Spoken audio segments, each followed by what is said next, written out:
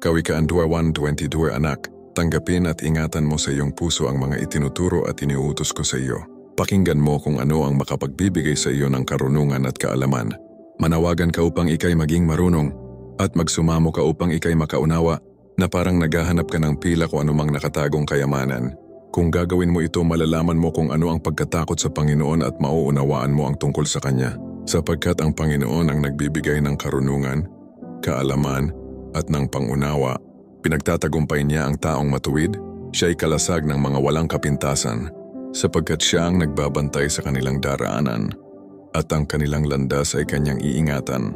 Sa gayoy mauunawaan mo kung ano ang tama at mali, kung alin ang makatarungan at masusunod mo ang daang mabuti para sa iyo. Sapagkat lalong lalawak ang iyong karunungan at magbibigay ito sa iyo ng kaligayahan kapag nakakaunawa ka at marunong magpasya ng tama. Iingatan ka nito. Ilalayo ka ng karunungan sa masamang pag-uugali at sa mga taong nagsasalita ng masama. Pinili ng mga taong ito na iwanan ang magandang pag-uugali at sumunod sa pamamaraan ng mga nasa kadiliman. Natutuwa sila sa paggawa ng masama at nasisiyahan sa mga kalikuan nito. Masama ang pag-uugali nila at hindi matuwid ang kanilang pamumuhay. Ilalayo ka ng karunungan sa masamang babae na gustong umakit sa iyo sa pamamagitan ng kanyang matatamis na salita. Iniwan ng ganyang babae ang napangasawa niya noong kanyang kabataan.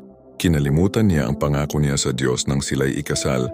Kapag pumunta ka sa kanyang tahanan, didiretso ka sa iyong kamatayan dahil ito ang daan patungo sa libingan, sapagkat ito ang daan tungo sa daigdig ng mga patay.